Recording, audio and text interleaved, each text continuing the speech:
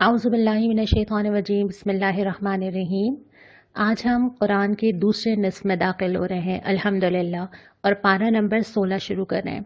पारा नंबर 16 का आगाज़ होता है हज़रत मूसा और हज़रत ख़िज़र के वाक़े से। आपने एक मिनट के लिए सोचा होगा कि शायद मैं आज का जवाब भूल गई हूँ। ऐसा नहीं है। आज का जवाब हम जब देखेंगे जब हम सूरह कहफ मुकम्मल कर लेंगे, ताकि हमारा पूरी गुफ्तगू और पूरी सूरत को समझने के बाद उसका निचोड़ हमारे सामने आ जाए। तो जिस वाक़े का मैं आपसे ज़िक्र कर रही हूँ, ये हज़रत मूसा का वाक़या है, जब वो हज़रत ख़िज़र के साथ, जो कि बेशतर तफ़ासीर में उनको एक फ़रिश्ता बताया गया है, क्योंकि जो इख्तियारात उन्होंने इस्तेमाल किए हैं वो अल्लाह ताला के किसी फ़रिश्ते को ही वदीयत किए हुए हो सकते हैं। तो जब दोनों साथ निकलते हैं तो 3 वाक़यात सुनाए जाते हैं, और तीनों वाक़यात को सुनाने का मकसद ये है कि इंसान को ये समझ आ जाए कि उसके पास जो इल्म होता है, उसकी जो नज़र होती है, उसका जो विज़न होता है, उसका जो चीज़ों को देखने का तरीका होता है, वो बहुत महदूद होता है। वो नहीं जानता कि क्या गुज़र चुका, क्या आने वाला है, और वो जो राय कायम करता है वो अपने उस थोड़े से इल्म की वजह से करता है जो उसकी बस में होता है या जो उसकी महदूद अक़ल में समा जाता है। लेकिन अल्लाह ताला की क़ुदरत बहुत ज़्यादा वसी है, और अल्लाह ताला चीज़ों को बिल्कुल मुख्तलिफ़ पैराए में चला रहा होता है। ये बिल्कुल वैसे ही है जब आपका कोई छोटा बच्चा बिजली के स्विच में हाथ डाल रहा होता है, वो कहीं जाने की ज़िद कर रहा होता है, वो कहीं बाहर निकलना चाह रहा होता है, और आप बहुत सारी चीज़ें सोच के, आगे का सोच के, आप बहुत सारी आदात पे डांटते हैं, नाराज़गी का इजहार करते हैं जो बहुत छोटी छोटी होती हैं, लेकिन आपको मालूम होता है कि ये चीज़ कहाँ तक जाएगी और इसके असरात कहाँ तक होंगे। इसी तरह अल्लाह ताला की कुदरत के सामने मेरी और आपकी अक्ल बहुत महदूद है, और ये जो अक्ल भी एक फ़ितना और एक आजमाइश है। जिस इंसान के पास थोड़ा सा भी इल्म आ जाता है ना, वो ये समझता है कि मुझे सब कुछ मालूम है, मुझे मालूम है कि जो मैं सोच रही हूँ वो ठीक है, मुझे लगता है कि हाँ मैं जज कर सकती हूँ चीज़ों को, मैं सही और गलत अलग अलग कर सकती हूँ, मुझे अंदाज़ा है कि इसके क्या क्या असरात हो सकते हैं, क्या होना चाहिए क्या नहीं होना चाहिए। यहाँ पे अल्लाह ताला ने उस इल्म की आजमाइश का जिक्र किया है कि इंसान चाहे अपने आप को कितना ही आलिम ना समझता हो, वो नहीं जानता कि असबाब कुदरत कैसे काम करें। 3 मिसालें यहाँ पर कि हज़रत ख़िज़र ने एक कश्ती में शगाफ डाल दिया। हज़रत मूसा हैरान होते हैं, बज़ाहिर तो ये गलत काम हुआ, और कश्ती वाले को कितना अफसोस होगा, कितना दुख होगा, और उसको नहीं समझ आता होगा कि इसमें क्या मसलहत है, क्या इसमें मेरा फ़ायदा हो सकता है कि मेरी कश्ती में शगाफ पड़ गया। लेकिन फ़ायदा दूररस क्या था कि एक बादशाह ने तुम्हारी कश्ती छीन लेनी थी और अब वो नहीं करेगा। इस तरह अल्लाह ताला किसी मुसीबत को किसी बड़े नुकसान से बचने का ज़रिया बना देता है। आगे जाके कोई बड़ी नुकसान या बड़ी आजमाइश आने वाली थी, अल्लाह ताला ने छोटी करके उससे बचा लिया, इंसान को पता ही नहीं चला। इसी तरह दूसरी चीज़ ये कि एक लड़के को कत्ल किया गया, किसी की औलाद चली गई, और उसके लिए इससे बड़ा गम, इससे बड़ी मुसीबत और कोई भी नहीं है ना, और उसको लग रहा है कि क्या दुनिया में इससे बड़ा भी कोई गम हो सकता है। लेकिन अल्लाह ताला ने उसकी क्या वजह बताई कि जो आने वाली आजमाइश थी, हो सकता है उस बच्चे ने आगे जाके किस तरह बड़ा होना था, ज़िंदगी में क्या करना था, खुदा न खास्ता उसके साथ कोई और मसाइल आगे पेश आते जो माँ बाप के लिए मुश्किल का सबब बनते, कोई भी चीज़ ऐसी हो सकती थी आगे। तो कभी कभी जो आने वाली आजमाइश है वो किसी और आजमाइश से हमें बचा रही होती है जिसका हमें मालूम ही नहीं होता। और तीसरी चीज़ ये कि उन्होंने एक दीवार कायम की और उजरत दे सकते थे, लेकिन उन्होंने उजरत नहीं ली। तो हज़रत मूसा ने पूछा कि क्यों, उन लोगों ने आपके साथ अच्छा सलूक भी नहीं किया, आपने फिर दीवार खड़ी कर दी। तो हज़रत ख़िज़र ने इसका जवाब ये दिया कि ये बच्चों की दीवार है, और वो जब बड़े होंगे तो वो यहाँ से अपना ख़जाना निकालेंगे, इसलिए हमने चाहा कि ये दीवार अपनी जगह पे मौजूद रहे। तो बहुत सारी चीज़ें ऐसी होती हैं जो कायनात में हमें फैसिलिटेट कर रही होती हैं। अल्लाह ना करे अगर हम में से कोई किसी मुसीबत में आ जाए तो किस तरह उसका माल निकलेगा, किस तरह उसके ऊपर परेशानी आएंगी। जब अल्लाह ताला ये सारी चीज़ें नहीं ला रहा होता तो हम ये अंदाज़ा नहीं कर पा रहे होते कि अल्लाह ताला हमें कितनी चीज़ों से बचा रहा है। एक बहुत अच्छी मिसाल पड़ी थी कि अगर आपको 10 रुपए नहीं मिल रहे तो इसका ये मतलब नहीं है कि अल्लाह आपको दे नहीं रहा, इसका मतलब ये है कि अल्लाह कहीं और से आपके 20 रुपए खर्च होने से बचा रहा है, खुदा ना खास्ता किसी बीमारी, किसी आजमाइश की वजह से। तो अल्लाह ताला की कुदरत जो काम करती है वो इंसान की अक्ल नहीं देख सकती, लेकिन इंसान को अल्लाह पे भरोसा होना चाहिए, यकीन होना चाहिए कि इस दुनिया में एक पत्ता भी नहीं हिल सकता अगर अल्लाह की मर्जी ना हो। उसके बाद फिर जिक्र किया जुल्करनैन का। एक बादशाह ذوالقرنین لقب ہے، نام بھی ہر جگہ ہمیں نہیں نظر آتا، کچھ روایات میں آتا ہے۔ ایک بادشاہ ہے جو بہت عادل ہے، اور اللہ تعالیٰ کو اس کی یہ بات اتنی پسند آئی کہ اس کے پاس اقتدار ہے، وہ لوگوں سے ٹیکس لے سکتا ہے، اجرت لے سکتا ہے، لیکن وہ اپنے آپ کو خدا کے سامنے اور لوگوں کے سامنے جواب دہ سمجھتا ہے۔ اس کو یہ بھی احساس ہے کہ مجھے تو اللہ کو جواب دینا ہے، اور لوگ اس کو اپنی مشکل بتاتے ہیں کہ ایک قوم ہے جو ہمیں تنگ کرتی ہے، تو وہ دیوار قائم کرتا ہے، لوگ اس کو آفر کرتے ہیں کہ ہم آپ کو پیسے دیتے ہیں، ٹیکس دیتے ہیں، لیکن وہ انکار کرتا ہے کہ نہیں، مجھے تو اللہ رب العالمین کو جواب دینا ہے، مجھے تو یہ بتانا ہے کہ میں نے اپنی ذمہ داری کہاں تک ادا کی۔ اقتدار ہوتے ہوئے بھی ان دونوں چیزوں کا خیال رکھنا بہت مشکل کام ہے۔ اور اس کے بعد فرمایا کہ سب سے ناکام لوگ کون ہیں؟ سب سے ناکام وہ ہیں جو اپنے آپ کو ٹھیک سمجھتے رہے، حالانکہ وہ ٹھیک نہیں تھے۔ ساری زندگی سمجھتے رہے کہ میں کتنی اچھی ہوں، میرے پاس کتنی نیکیاں ہیں، میں نے زندگی کتنی اچھی گزاری ہے، اور آخر میں جا کے نام اعمال چن چن کے ایک ایک چیز نکالی چلی جائے۔ تو ضرورت ہے کہ انسان اپنے آپ کو ضرور دیکھتا رہے، اور کیسے دیکھتا رہے؟ اس صورت میں جو 4 آزمائشوں کا ذکر ہے، کہ 4 چیزیں جس انسان کو دے دی گئی نا، اس کو بہت چوکنا ہونا چاہیے کہ یہ چاروں چیزیں اس کے لیے آزمائش نہ بن جائیں۔ پہلی کیا تھی؟ عقیدہ۔ اللہ تعالیٰ نے مسلمان پیدا کیا، کلمہ پڑھنے کی توفیق دی، مسلمان گھرانے میں رکھا۔ اس عقیدے کو اپنی جان سے بڑھ کر عزیز رکھنا، اس میں کسی چیز کو شامل نہ کرنا، اس میں شرک نہ آنے دینا، اس کے لیے کسی بھی قربانی سے پیچھے نہ ہٹنا، اس عقیدے کی قدر کرنا اور اس کو پکڑ کے رکھنا، یہ بھی ایک آزمائش ہے۔ اور اس کے بعد دوسری چیز، ایک جس کو مال دے دیا جائے اس کے لیے بھی آزمائش ہے کہ وہ اس مال کا کیا کرتا ہے، اور جس کو مال نہ ملے اس کے لیے بھی آزمائش ہے۔ تو یہاں مال کی جو آزمائش ہے، اس میں 2 باغ والوں کا ذکر اسی لیے تھا کہ ایک نے اللہ پہ توکل کیا، ایک نے کہا اللہ کی طرف سے ہے، اور ایک نے اپنے اوپر گھمنڈ کیا۔ تو یہ بھی ایک آزمائش کی ایک شکل ہے۔ تیسری شکل یہ کہ جس کو علم دے دیا گیا، اور علم کے بعد وہ یہ سمجھا کہ میں سب کچھ جان گیا ہوں، اس نے اس علم کو اللہ کو چیلنج کرنے کا ذریعہ بنا لیا، یا دین میں شک کا ذریعہ بنا لیا، یا آیات کے مقابلے میں اپنا علم لے کر آ گیا کہ گویا وہ اللہ سے زیادہ جانتا ہے۔ یہ ساری چیزیں جو ہیں وہ آزمائش ہیں۔ تو یہ جو واقعہ پڑھایا گیا، اصل میں یہ اسی لیے پڑھایا گیا ہے کہ تم اپنے علم کو کبھی بھی کافی نہ سمجھو، تمہارا محدود علم کائنات کے علم کا احاطہ نہیں کر سکتا۔ اور آخری چیز یہ تھی کہ طاقت، ذوالقرنین کے پاس طاقت تھی، اقتدار تھا، اس طاقت کے ہوتے ہوئے اپنے آپ کو انکساری پہ رکھنا اور اللہ سے ڈرنا اور لوگوں کے حق ادا کرنا۔ ہر انسان کسی نہ کسی جگہ پہ طاقت پہ ہوتا ہے نا، جہاں تک ہمارا بس چلتا ہے۔ ہمارے بڑوں کے سامنے ہم وہ طاقت نہیں دکھا سکتے تو ہم اپنے بچوں کے سامنے دکھاتے ہیں، اپنے سے امیر اور اچھے سٹیٹس کے لوگوں کے سامنے ہم نہیں دکھا سکتے تو اپنے گھر میں کام کرنے والوں کے سامنے ہم دکھاتے ہیں۔ جہاں ہمیں کہیں اقتدار مل جاتا ہے نا، چاہے چھوٹے سے لیول پر ہو، ہمیں پتہ ہو کہ یہاں ہمارا اپر ہینڈ ہے، وہاں ہمارا رویہ کیا ہوتا ہے، وہاں ہمارے معاملات کیا ہوتے ہیں، اور یہی رویہ ہم سے لے کر پھر ہمارے حکمرانوں تک جاتا ہے کہ جس کو پاور مل جاتی ہے وہ پاور کو ملنے کے بعد پھر اس کو کیسے استعمال کرتا ہے، یہی پہچاننے کا ذریعہ بھی ہے۔ اور اسی کی ہمیں اللہ تعالیٰ سے پناہ مانگنی چاہیے کہ اللہ تعالیٰ ان تمام چیزوں کی آزمائش سے ہمیں محفوظ رکھے، اور چوکنا بھی رہنا چاہیے کہ ہم ان میں سے کس میں آزمائے جا رہے ہیں۔ اب نظر ڈالتے ہیں ان جوابات کی طرف۔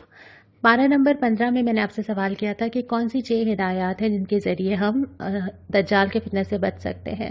تو سورہ کہف میں یہ 6 جگہ بنیادی کچھ اصول آئے ہیں۔ اس میں آیا ہے کہ سب سے پہلے اللہ کی کتاب سے تعلق، اس کتاب کو پکڑ کر رکھنا، اس کو سمجھنا، اس پہ عمل کرنا، اس کو دوسروں تک پہنچانا۔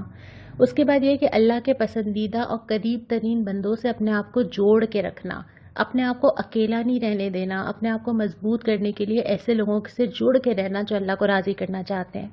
پھر تیسرا یہ ہے کہ زندگی کی حقیقت کو سمجھنا کہ یہ چند روزہ زندگی ہے، اور یہ جو بھی یہاں پر ہے یہ صرف دنیاوی اور کچھ دن کی آرائش ہے۔ اس کے بعد آخرت کو یاد رکھنا، اس کے لیے تیاری کرتے رہنا۔ اس کے بعد یہ کہ صبر اپنے اندر پیدا کرنا، دنیا کے معاملات میں بھی، آنے والے مسائل میں بھی، اپنے سامنے آنے والی آزمائشوں میں بھی اپنے آپ کو ٹھہراؤ کے ساتھ ایک راستے پہ رکھنا۔ اور اس کے بعد یہ کہ عمل صالح اور شرک سے بچنا، اپنے عقیدے کو مضبوط رکھنا، اور یہ طے کر لینا کہ مجھے اس راستے میں نیک عمل کے لیے کوشش کرتے چلے جانا ہے۔ میرا آج آپ سے سوال بھی یہی ہے، یہ جو 6 نکات میں نے آپ کے سامنے پڑھے، ان 6 نکات کو سامنے رکھ کے آئندہ آپ اپنی زندگی میں کیا چینج لائیں گے؟ آپ نے کیا سوچا ہے اپنے لیے کہ ان 6 چیزوں کے لیے مجھے اپنی زندگی میں کیا کیا منصوبہ بندی کرنی ہے؟ اس کا جواب آپ مجھے بھیجیے گا۔ اب ہم واپس آ جاتے ہیں دوسرے ربع کے اوپر۔ پہلے ربع کے آخر میں ہی سورہ مریم کا تو آغاز ہو گیا تھا۔ دوسرے ربع میں زیادہ تر انبیاء کا ذکر آتا ہے، حضرت زکریا کا ذکر آتا ہے، حضرت یحییٰ کی پیدائش کا آتا ہے، حضرت عیسیٰ کی پیدائش اور اللہ تعالیٰ نے جس طرح ان کی نشانیاں دی تھیں اور حضرت مریم نے جس طرح وہ تکلیف اٹھائی تھی اس کا ذکر آتا ہے۔ حضرت ابراہیم کا اپنے والد کو بہت محبت، بہت نرمی، بہت حکمت کے ساتھ دعوت دین دینا آتا ہے اور آزمائش گھر سے شروع ہو جاتی ہے۔ اس کے بعد حضرت موسیٰ، حضرت اسماعیل اور حضرت ادریس کا ذکر آتا ہے، اور پھر ذکر آتا ہے کہ دیکھو یہ سارے نبی تو ایک ہی بات لے کر آئے نا۔ پھر یہاں سے آپ آگے چلیں تو اللہ کے نبی صلی اللہ علیہ وسلم بھی سارے نبی ایک ہی پیغام لائے۔ ہم نے پہلے پڑھا تھا کہ اللہ کی بندگی کرو، کسی کے ساتھ شریک نہ کرو، اللہ کی ہدایات کو مانو۔ مسئلہ کیا ہوا ہے؟ ناخلف لوگ جانشین ہوئے۔ اب جن لوگوں کے ہاتھ میں یہ ہے، جب یہ آیت میں نے بھی پڑھی تو میری نظر بھی اپنے اوپر ہی گئی نا، ہم کیسے جانشین ہیں، ہم اس قرآن کے کیسے جانشین ہیں، اور ہم اس قرآن کے ساتھ کیا کر رہے ہیں۔ اور اس قرآن کے ساتھ ہمارا تعلق یہ ہے کہ مسلمان ہونے کے باوجود میری زندگی کا آدھا حصہ گزر چکا، لیکن میں ابھی اس کتاب کو خود پڑھ رہی ہوں اور سمجھنے کی کوشش کر رہی ہوں۔ یہ کتاب تو میرے ذریعے دنیا میں جانی تھی، مجھے پہنچانا ہے اس کتاب کو۔ یہ کتاب صرف میرے لیے نہیں تھی کہ میں اس کو روک کے پڑھنا شروع کر دوں، پڑھنا بھی تھا، عمل بھی کرنا تھا اور پہنچانا بھی تھا، سارے کام ساتھ ساتھ ہونے تھے۔ اور اس کے بعد فرمایا کہ یہ جو ناخلف لوگ ہیں ان کی دو نشانیاں ہیں، نماز ضائع کرتے ہیں اور خواہش نفس کی پیروی کرتے ہیں۔ اور پھر فرمایا کہ جو ہدایت اختیار کرنا چاہتا ہے اللہ اس کو ہدایت میں ترقی دیتا ہے۔ یہ ہم نے پہلے بھی پڑھا تھا نا، جس راستے پہ چلو گے اللہ تعالیٰ ضرور مدد کرے گا۔ اگر آج ہم نے یہ فیصلہ کیا ہے نا کہ ہم اللہ کی کتاب سے جڑ کے رہیں گے، اللہ تعالیٰ ایسے اسباب بنائے گا کہ ہم حیران ہو جائیں گے۔ اور ہو سکتا ہے اللہ تعالیٰ نے یہ چھوٹی سی جو ہم خلاصہ سن رہے ہیں، اللہ تعالیٰ نے یہ بھی سبب بنایا ہے ہمارے لیے۔ تو نیت ضرور ہو کہ ہم انشاءاللہ تعالیٰ، ایسا نہیں ہوگا کہ یہ رمضان مکمل ہو اور ہمارا یہ خلاصہ مکمل ہو اور پھر ہم اگلے سال جا کے قرآن اٹھائیں گے، ایسا نہیں ہوگا۔ قدم رکھ دیا ہے، انشاءاللہ اخلاص کے ساتھ چلیں گے اور اللہ تعالیٰ مدد کرے گا۔ پھر اس کے بعد تیسرا ربع شروع ہو جاتا ہے اور یہاں سورہ طٰہٰ مکی سورت کا آغاز ہوتا ہے۔ اس ربع کا بڑا حصہ جو ہے یہ حضرت موسیٰ کے سپرد کاموں کا ہے۔ یہ حضرت موسیٰ کو ہدایات دی جا رہی ہیں، اللہ تعالیٰ ان سے کلام فرما رہے ہیں۔ حضرت موسیٰ پریشان ہو رہے ہیں اور دعا مانگ رہے ہیں، رب اشرح لی صدری ویسر لی امری واحلل عقدۃ من لسانی یفقہوا قولی، کہ اللہ میرے لیے وہ پیغام کا پہنچانا آسان کر دیجئے، میری زبان کی گرہ کھول دیجئے، میں میسج کو صحیح سے کنوے کر سکوں۔ اور اللہ تعالیٰ پہ ان کی مدد فرماتے ہیں۔ پھر حضرت موسیٰ کا فرعون کو چیلنج کرنا، اس وقت کا جو اقتدار تھا۔ ہم نے بات پہلے پڑھی تھی کہ قرآن صرف یہ نہیں ہو سکتا کہ میں انڈیویجولی اپنے گھر میں قائم کر لوں۔ جب میں قرآن پڑھتی چلی جا رہی ہوں، ابھی جتنے احکامات آئے، قصاص کا حکم آیا، اسلامی سزائیں آئیں، سورہ توبہ میں جنگ کے احکامات آئے، بہت ساری چیزیں آتی ہیں، خارجہ پالیسی پوری آتی ہے قرآن کے اندر، تو قرآن کا بڑا حصہ تو رہ جاتا ہے نا، قرآن پہ تو عمل ہی نہیں ہو پاتا۔ اور قرآن اگر اس کے ساتھ اقتدار نہیں ہوگا تو عملاً قرآن 2/3 قرآن جو ہے وہ تو معطل ہے، اس پہ تو عمل ہی نہیں ہو رہا۔ تو ہر دور میں جو بھی آپ قرآن پورا جب تفسیر کے ساتھ پڑھیں گے تو ہر دور میں ہر نبی نے اس وقت کے اقتدار کو چیلنج کیا ہے اور یہ کہا ہے کہ نہیں ساری اطاعتیں اس کے تحت ہوں گی، سارے سسٹمز اس کے تحت ہوں گے۔ تو حضرت موسیٰ نے بھی یہی کیا، اور پھر مختلف جو افراد تھے ان کے رویے، ان کی باتیں اللہ تعالیٰ نے ذکر کی ہیں۔ حضرت موسیٰ کا ذکر کیا ہے کہ وہ دل کے اندر خوف محسوس کر رہے تھے لیکن کھڑے ہوئے تھے۔ جادوگروں کا ذکر کیا ہے کہ وہ پہلے تو سمجھے کہ ٹھیک ہے ایک جادوگر ہے، مقابلہ کر لیں گے، پھر جیسے ہی ان کو اندازہ ہوا پھر کیسے انہوں نے اللہ تعالیٰ سے معافی مانگی، کیسے انہوں نے رجوع کیا۔ فرعون کا ذکر ہے کہ وہ کس طاقت کے نشے میں تھا اور اس کو لگتا تھا کہ کبھی اس کا کوئی کچھ بگاڑ ہی نہیں سکتا، لیکن پھر تاریخ نے بتایا کہ اللہ تعالیٰ نے کس کو ڈبویا اور کس کو بچایا۔ پھر چوتھے ربع کے اوپر آتے ہیں، اس کی شروع میں بڑی پیاری آیت ہے کہ اللہ تعالیٰ غفار ہے، اللہ تعالیٰ معاف کرنے والا ہے، لیکن ہر شخص کے لیے جو توبہ کرے، ایک دفعہ پلٹ جائے، بار بار نہیں، یہ طے کر کے آئے، شرمسار ہو، اللہ سے مانگے، اللہ کی طرف پلٹے۔ دوسرا یہ کہ ایمان لائے، اللہ پہ مکمل یقین رکھتا ہو، نیک عمل بھی کرے، اس کا عمل ظاہر کرے کہ واقعتاً وہ اللہ کی راہ میں چلنا چاہتا ہے، اور پھر ثابت قدم رہے، تھوڑا چلے پھر رکے پھر آگے بڑھے پھر پیچھے چلے گئے، اس کے بجائے وہ ایک استقامت کے ساتھ عمل کرنے والا ہو۔ اس کے بعد پھر فرمایا کہ حضرت موسیٰ جب اللہ تعالیٰ کے پاس گئے تو کس طرح ان کی قوم شرک میں مبتلا ہو گئی۔ پھر فرمایا کہ دنیا کی یہ زندگی آخرت میں بہت تھوڑی سی لگے گی. آپ تھوڑی دیر تصور کیجئے، کبھی کبھی ہم حیران ہو جاتے ہیں کہ ابھی 2000 تھا، پھر 2010 آیا، پھر 20 آ گیا، کتنی جلدی وقت گزر گیا. اپنی زندگی پہ نظر ڈالیے، جو آپ کی ایج ہے 20 سال 30 سال 40 سال پیچھے نظر ڈالیے، کیا بہت طویل لگتی ہے؟ نہیں لگتی. نہ تفصیل یاد ہے، بس ایک ذہن میں کھیولا سا آتا ہے کہ 2 سال 5 سال 6 سال. تو جب آخرت میں اللہ تعالیٰ کے پاس انسان جائے گا تو وہ کہے گا کتنی تھوڑی سی زندگی تھی. ایک دن، کچھ گھنٹے یا چند دن، اس سے زیادہ محسوس نہیں ہوگی. بس وہی لگانی تھی اللہ کے لیے، پھر ہمیشہ ہمیشہ کی زندگی آگے. لہٰذا بہت ہی کم عقل ہوگا وہ شخص جو اتنی تھوڑی سی زندگی کو اچھا بنانے کے لیے ہمیشہ ہمیشہ کی زندگی کو نقصان پہنچا دے. یہ سمجھداری تو ہم سب کے اندر ہے نا، ہم سمجھاتے بھی ہیں، ہم بچوں سے بھی کہتے ہیں، جب امتحانات آتے ہیں تو یہ ساری باتیں ہم کرتے ہیں. تھوڑے دن کی بات ہے، پھر اس کا ریوارڈ ملے گا. کچھ دن ہے، پھر اس کے بعد آسانی ہی آسانی ہوگی. یہ تو بہت بے وقوفی ہے کہ انسان وقت کو ضائع کرے، یہ تو ہم جانتے ہیں. اور یہی چیز اللہ تعالیٰ ہمیں دنیا اور آخرت کے بارے میں سکھاتا ہے کہ تھوڑا سا وقت ہے، تھوڑا سا ایگزامینیشن ہال ہے. بس کچھ جیسے ہم 3 گھنٹے کے ایگزامینیشن ہال میں گزارتے ہیں اور اس کے بعد ہمیں پتہ ہوتا ہے کہ اس کے بعد آخر میں جا کے ہمیں اس کا رزلٹ ملنا ہے. اور وہ ایگزامینیشن ہال خاص طور پہ اگر آپ کے سینٹرز بنتے ہیں، گورنمنٹ کے سینٹرز بنتے ہیں، مختلف سکولز میں آپ جا کے امتحان دیتے ہیں، کہیں پنکھا نہیں ہوتا، کہیں ہوتا ہے، کہیں سیٹ پراپر نہیں ہوتی، کہیں گرمی ہوتی ہے، کہیں سردی ہوتی ہے، کہیں آسانی سے بیٹھتے ہیں، کہیں نہیں بیٹھتے. اس سے فرق نہیں پڑتا. فرق یہ پڑتا ہے کہ آپ نے امتحان کیا دیا ہے اور کیسے دیا ہے، اور آپ کے پیپر کا اینڈ رزلٹ کیا ہے. اسی لیے آپ اس کی بہت زیادہ کمپلین بھی نہیں کرتے. آپ گھر آ کے بتاتے ہیں کہ سینٹر اچھا نہیں تھا، لیکن آپ یہ نہیں کہتے کہ میرے ساتھ ایسا کیوں ہوا اور میں امتحان نہیں دے سکتا اور میرے ساتھ ناانصافی. آپ نہیں کہتے کیونکہ آپ کو پتہ ہے کہ یہ اتنا بادر نہیں کرتا. یہ تو ٹیمپریری ہے، میں جاؤں گی، پیپر دے کے آ جاؤں گی، اور اس کے بعد اصل چیز تو یہ ہے کہ میرا رزلٹ کیا ہے. تو اللہ تعالیٰ نے جو دنیا میں ہمیں بھیجا ہے نا، وہ بس وہ ایگزامینیشن ہال ہے. وہ تھوڑا سا ہے، کسی کا آسان ہے، کسی کا مشکل ہے، کسی کی سہولت سے گزر رہی ہے، کسی کی مشکل سے، کسی کے پاس آزمائش زیادہ آ گئی ہے، کسی کے پاس کم آ گئی ہے. لیکن یہ کچھ عرصے ہے، یہ صرف ٹیمپریری ہے، یہ ہمیشہ کے لیے نہیں ہے. اور نہ یہ فیصلہ کرے گا کہ آپ کا رزلٹ اچھا ہونا ہے یا برا ہونا ہے. رزلٹ بیس کرتا ہے کہ آپ نے اس وقت کو استعمال کیسے کیا ہے، اور ہمیں اسی پہ فوکس کرنا ہے کہ کہیں ہمارا وقت تو ضائع نہیں ہو رہا.